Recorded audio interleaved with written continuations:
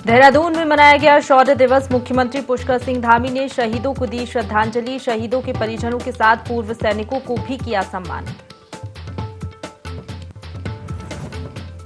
कारगिल विजय दिवस आज। महामहिम राज्यपाल ने वीर शहीदों को दी श्रद्धांजलि। शहीदों की शहादत को किया नमन। कहा, प्रदेश के हर सैनिक के लिए बेहतर काम कर रही सरकार।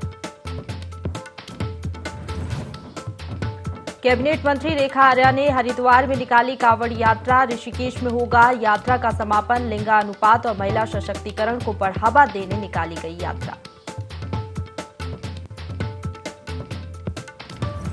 भारी बारिश से पर्यटन नगरी मसूरी में जनजीवन अस्त व्यस्त। तेज बहाव में बही स्कूटी और मोटरसाइकिल, लोग हो रहे परेशान।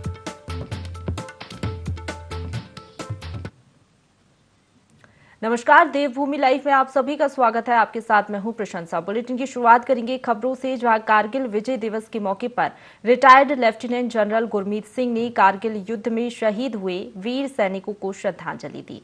देहरादून के गढ़ी कैंट में बने लाल गेट पर कारगिल युद्ध के शहीदों को श्रद्धांजलि दी गई।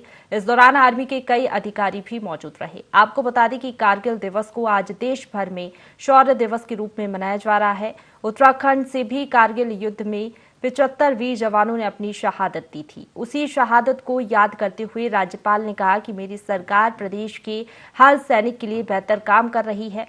उन्होंने सभी सैनिक और उनके आश्रित परिवारों को आश्वासन दिया कि यदि किसी भी सैनिक को या उसके परिवार को दिक्कत है तो उनके लिए राजभवन के दरवाजे हमेशा खुले हैं।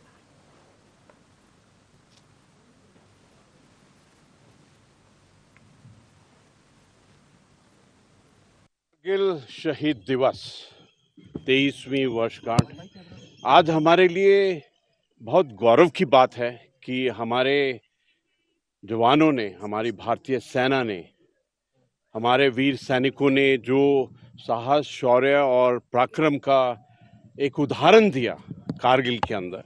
अगर आप कारगिल को देखते हैं तो बहुत ही दुर्गम इलाका है, हाई एल्टीट्यूड है, मौसम भी बहुत खराब रहता है। और जो धोखा पाकिस्तान ने दिया था और स्थिति बिल्कुल अनुकूल नहीं थी, लेकिन इन सब के बावजूद जो कारगिल में जो बटालिक और टोलोलिंग, टाइगर हिल, 0.5353, 5140, 0.4590 वो सब याद दिलाती हैं उन 527 वीर जवानों की जिन्होंने अपनी धरती के लिए, अपने राष्ट्र के लिए अपने प्राणों की आहुति दी। और उन्होंने ऐसी एक डिसिसिव मिलिट्री इख्तियार की जो सबके लिए उदाहरण है।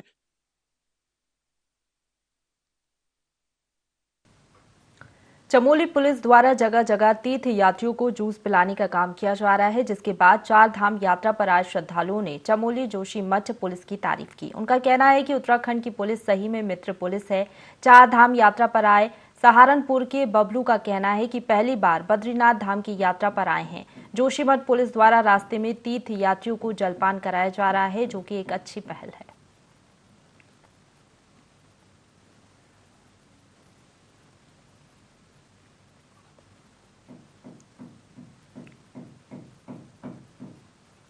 अगली खबर की ओर बढ़ेंगे, जहां बाजपुर में आम आदमी पार्टी के कार्यकर्ताओं ने तहसील प्रशासन द्वारा चलाए जा रहे वसूली अभियान पर रोक लगाने की मांग को लेकर मुख्यमंत्री को संबोधित ज्ञापन एसडीएम को सौंपा। इसके साथ ही आम आदमी पार्टी के कार्यकर्ताओं ने वसूली कार्य पर रोक नहीं लगाए जाने पर आंदोलन की चेतावनी दी है। बता दें कि बाजपुर के एसडीएम कार्यालय में आम आदमी पार्टी के कार्यकर्ता आप पार्टी के वरिष्ठ नेता जगतार सिंह बाजवा के नेतृत्व में एकत्रित हुए, जहां आम आदमी पार्टी के कार्यकर्ताओं ने तहसील प्रशासन द्वारा किसानों से की जा रही आरसी की वसूली पर रोक लगाए जाने की मांग की है।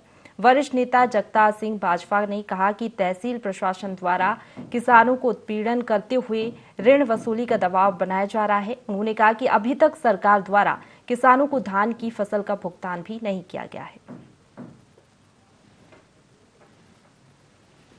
इस समय तहसील ने वसूली का अभियान छेड़ रखा है किसानों को, और किसान पहले परेशान है। किसानों से वसूली का काम चल रहा है। इस समय सूखे की स्थिति है और किसान स्वयं परेशान है। तो हमारा आज ये कहना है कि अभी वसूली को जो है स्थगित रखा जाना चाहिए। अभी तक तो कई किसानों की तो पेमेंट धान की सरकार ने नहीं दी। गन्ने की पेमेंट के लिए किसानों को कितना परेशान होना पड़ता है। अब अगर सरकार का भी पैसा है तो उसमें थोड़ा समय तो देना चाहिए ना। वही आज हम उप जिलाधिकारी के माध्यम से मुख्यमंत्री को ज्ञापन भेज रहे हैं कि जो वसूली की कार्रवाई है उसको भी रोका जाए। वह देखेंगे फिर। किसानों के पास तो कुछ नहीं है सिवाय सड़क पे बैठने के अलावा, और क्या है किसानों के पास इस समय? पता नहीं क्या कैसे अपना समय पास कर रहे हैं। तो जो भी धरना प्रदर्शन जो भी करने का रहेगा, अगर सरकार इस पर नई सुनवाई करती है तो वही कदम उठाए। पर्यटन नगरी मसूरी में तेज बारिश से जनजीवन अस्त व्यस्त हो गया है। मसूरी के बूचड़ थाना क्षेत्र में तेज बारिश से पानी के उफान से सड़क किनारे खड़ी बाइक और स्कूटर बह गई। बताया जा रहा है कि शाम के समय हुई तेज बारिश से मसूरी के बूचड़खाना क्षेत्र में अचानक पानी का बहाव तेज हो गया, जिससे क्षेत्र में हड़कंप मच गया। वहीं बारिश के कारण भट्टा फॉल ने भी रुद्र रूप ले लिया। नाले खाले पर हुए अतिक्रमण के बाद जहां एक ओर नगरपालिका द्वारा अतिक्रमण करे हुए क्षेत्रों को हटाने का और जहां जहां अतिक्रमण है उसको हटाने का प्रयास किया जा रहा है, तो वहीं नदी नाले उफान पर आने से लोगों की दिक्कतें बढ़ गई हैं। नगर पालिका ने जो अभियान चलाया है कि जितने भी शहर में नाले हैं जिन पे अतिक्रमण हो चुका है और जिनको बंद कर दिए गए या फिर किसी कारण से वो बंद हैं, उनको खोलने का लगातार अभियान पालिका द्वारा चलाया जा रहा है। और इस संदर्भ में कई ऐसे नाले हैं जो कई वर्षों से बंद थे, पालिका द्वारा अभी रिसेंटली खोले गए हैं। एवं पीडब्ल्यूडी को भी निर्देशित किया गया है कि जितने भी ये होटल्स के आसपास जितने भी नाले हैं इनको खोला जाए। और जैसे आपने बताया देखा कि बूचड़खाने में कल एक बहुत डरावना भव्य वो था कि बहुत डरावना मैं बोलूँगा कि जिस तरीके से पानी वहाँ पे बह रहा था, तो मैं आपको बताना चाहूँगा वो नाला काफ़ी टाइम से बंद है और उस पर अतिक्रमण भी कई लोगों ने कर रखा था। और यहाँ पे एक टीम बना दी गई है जो उसे अतिक्रमण उसमें चिन्हित कर रही है और वो अतिक्रमण नाले के ऊपर से हटाया जाएगा, क्योंकि भविष्य में कोई ऐसी घटना ना हो। देहरादून में स्वतंत्रता दिवस की तैयारियों को लेकर समीक्षा बैठक की गई। बता दें कि जिला अधिकारी सोनिका और वरिष्ठ पुलिस अधीक्षक दलीप सिंह कुंवर की संयुक्त अध्यक्षता में बैठक का आयोजन हुआ। बैठक में बताया गया सभी शासकीय कार्यालयों में तिरंगा किस तरीके से फहराया जाएगा। इस दौरान जिला अधिकारी ने सभी विभागों के अधिकारियों को निर्देशित भी किया और कहा कि मुख्य चौराहों पर लाउड स्पीकर के माध्यमों से देशभक्ति के गीत चलाए जाएं। वहीं 13 से 15 अगस्त तक हर घर तिरंगा अभियान के तहत घरों में तिरंगा लगाने के लिए प्रेरित करने के निर्देश भी दिए गए।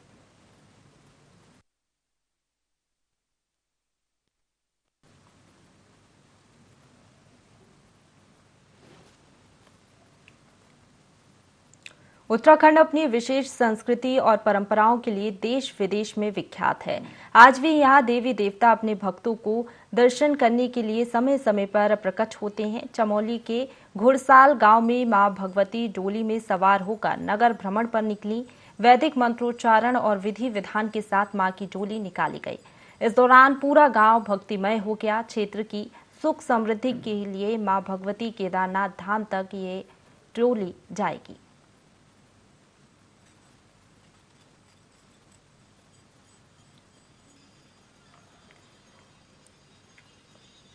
पिथौरागढ़ में लगातार हो रहे पलायन को रोकने और रोजगार के नए अवसर पैदा करने के लिए कलेक्टर ने नई शुरुआत की है।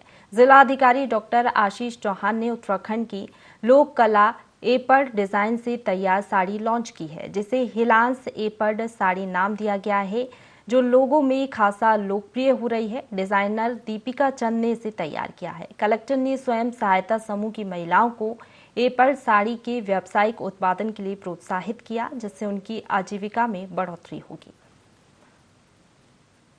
पहले तो जो अनुकृति मैम हैं उन्होंने ही मुझे इंसिस्ट किया, मतलब कि उनके पास आइडिया था ये। उन्होंने मुझे बोला कि उन्हें साड़ीज़ बनवानी है एपड में, ताकि हम लोकल जो हैं उनका बिजनेस आगे, हम जैसे जो लोग हैं वो आगे बढ़ें और अपनी जो कल्चरल सभ्यता है हमारी वो भी आगे बढ़े।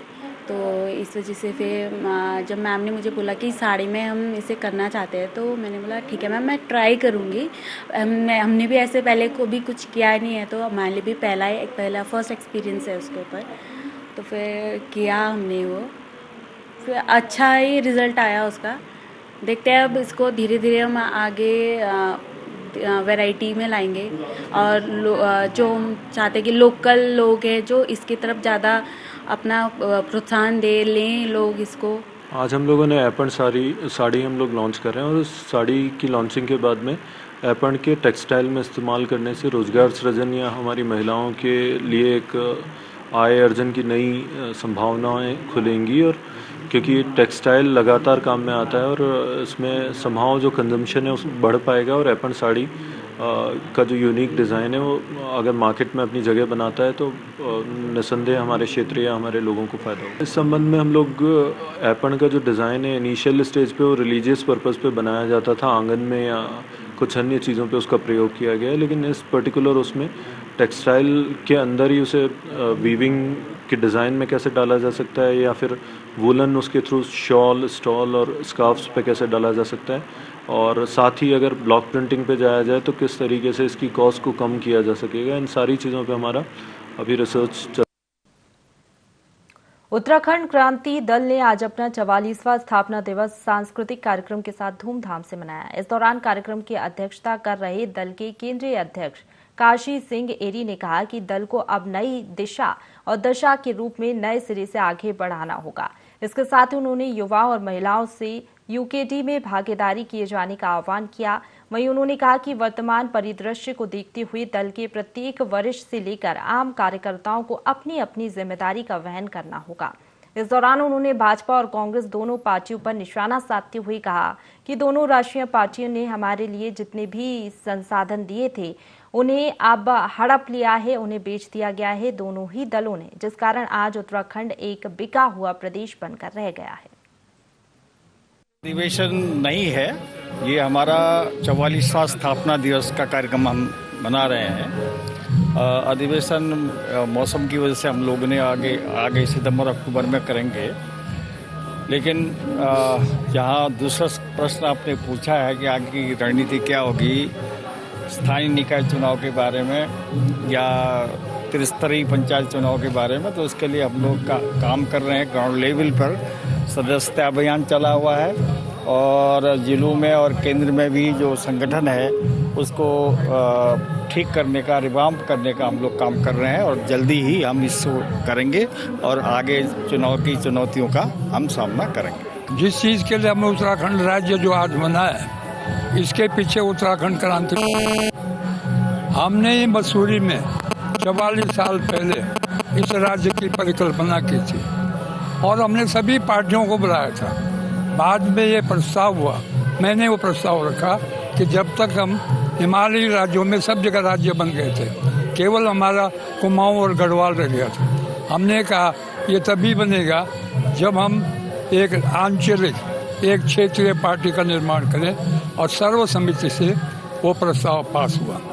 और आपने पूछा है बहुत अच्छा, आगे भी पूछेंगे। उसके बाद हमने कहा 10 साल तक ये पार्टी कोई चुनाव नहीं लड़ेगी, 10 साल तक ये संघर्ष करेगी और इन चीज़ों को लेकर के जनता के पास जाएगी, कोई चुनाव। लेकिन पार्टी में लोग आ गए, उत्तराखंड में एकदम से नेता बनने की भूख आए, उन लोगों ने भी अच्छा काम किया।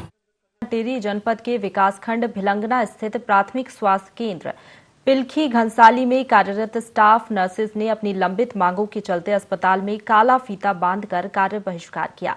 बता दें, धामी सरकार द्वारा वर्ष 2021 में कैबिनेट द्वारा नर्सिंग भर्ती प्रक्रिया वर्षवार करने का निर्णय लिया गया था, लेकिन 7 माह गुजरने के बाद भी ये भर्ती नहीं हो पाई है, जिससे नाराज होकर स्टाफ नर्सेज ने काला फीता बांधकर काम किया। स्टाफ नर्सेज का कहना है कि अगर उनकी मांगे पूरी नहीं हुई तो उनके द्वारा प्रदेश व्यापी अनिश्चितकालीन हड़ताल की जाएगी। कोई कार्रवाई नहीं होती है तो 25 और 26 जुलाई को हम लोग काला फीता बांधकर कार्य बहिष्कार करेंगे और 27 तारीख से हम अनिश्चितकालीन हड़ताल पर चले जाएंगे। प्रदेश सरकार हरेला पर्व के तहत ज्यादा से ज्यादा पौधारोपण पर जोर दे रही है। इसके लिए क्या है सरकार की योजना, देखिए इस रिपोर्ट में। पेड़ पौधों के कटान से धीरे धीरे धरती पर वन क्षेत्र घट रहा है, जो कि पर्यावरण के लिहाज से चिंता का विषय है। प्रदेश सरकार द्वारा इसे लेकर प्रतिवर्ष बृहद वृक्षारोपण के लिए हरेला पर्व मनाया जाता है। 15 जुलाई से 15 अगस्त तक मनाए जाने वाले इस कार्यक्रम के तहत वन विभाग के साथ साथ जन सहभागिता के साथ वृक्षारोपण किया जाता है। हरेला कार्यक्रम के अंतर्गत आज अलकनंदा भूमि संरक्षण वन प्रभाग गोपेश्वर के द्वारा कर्णप्रयाग के इंटर कॉलेज में स्कूली बच्चों और जनप्रतिनिधियों के साथ पौधारोपण किया गया। इस अवसर पर कर्णप्रयाग विधायक अनिल नौटियाल और ब्लॉक प्रमुख सहित अनेक लोगों ने स्कूली बच्चों के साथ मिलकर इंटर कॉलेज परिसर में पौधारोपण किया। संदेश तो पूरे देश में है और हमारे प्रदेश में भी है कि अधिक से अधिक वृक्ष लगाएं और वृक्ष लगाने से केवल काम नहीं चलने वाला है, उनकी सुरक्षा हमको करनी आवश्यक होगी। और अभी तो हमारी जो बैठक माननीय मुख्यमंत्री जी की अध्यक्षता में देहरादून में हुई है, माननीय वन मंत्री जी के नेतृत्व में, उसमें सारे अधिकारी उपस्थित थे। तो उसमें ये तय किया गया है कि अब वनों में केवल हम वृक्ष ना लगाएं, फलदार वृक्ष भी हमको वनों में लगाने पड़ेंगे, ताकि जो एक बार एक शिकायत आ रही है कि बंदर जो है हमारे शहरों की ओर आ रहे हैं, उनकी रोकथाम हम वन में ही कर पाएँ। और मैंने तो आग्रह किया है उस बैठक में, प्रदेश की बैठक में, जिसमें माननीय मुख्यमंत्री जी भी उपस्थित थे, कि चमोली जनपद में एक बंदर बाड़े का निर्माण शीघ्र किया जाए। तो मुझे लगता है कि उस दिशा में भी हम बहुत तेजी से आगे बढ़ेंगे। हरेला कार्यक्रम के तहत पौधारोपण करके स्कूली बच्चे खासा उत्साहित दिखे। स्कूली बच्चों का कहना है कि पेड़ पौधे हमारे जीवन में बहुत जरूरी है। आज हरेला पर्व के दौरान हमने आज वृक्षारोपण किया है और जो ये बंजर जमीन थी इसमें हमने कुछ पेड़ लगाए हैं जो पर्यावरण की दृष्टि से बहुत ही महत्वपूर्ण है।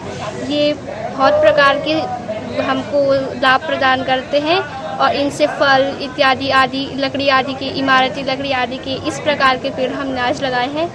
और पर्यावरण को बचाने के लिए बच्चों को ही अपने देश के लिए संदेश पहुंचाना है कि अपने पर्यावरण को बचाने में महत्वपूर्ण भूमिका निभाएं।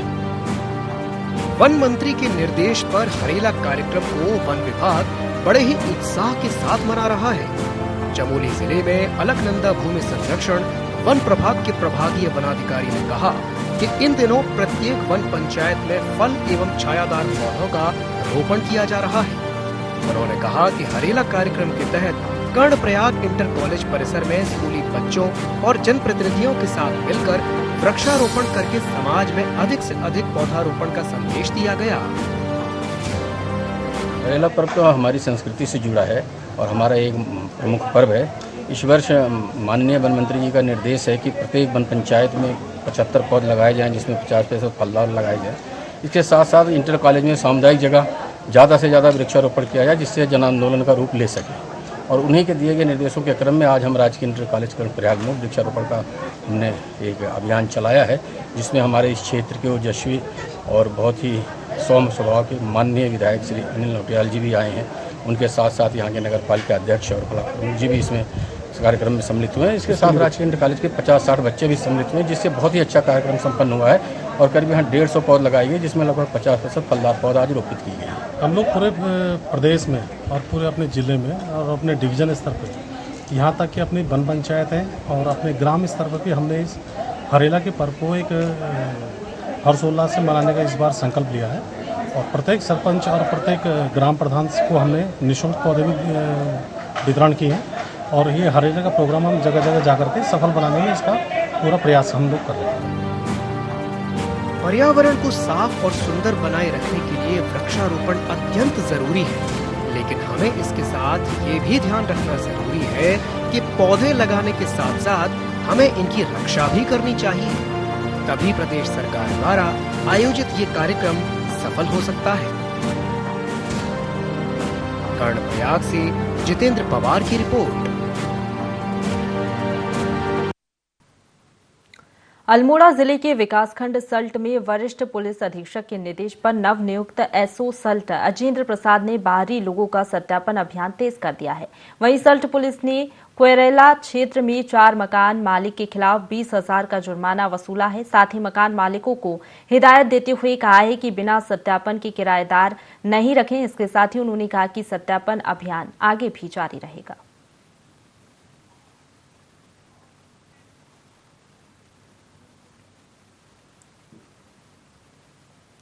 अगली खबर का रुख करेंगे, जहां बाजपुर में बुक्सा जनजाति के लोगों ने अजय रावत के खिलाफ जमकर नारेबाजी की। इस दौरान बुक्सा जनजाति के लोगों ने कहा कि प्रोफेसर अजय द्वारा लिखी गई किताब बुक्सा में जनजाति के लिए अपशब्द लिखा गया है।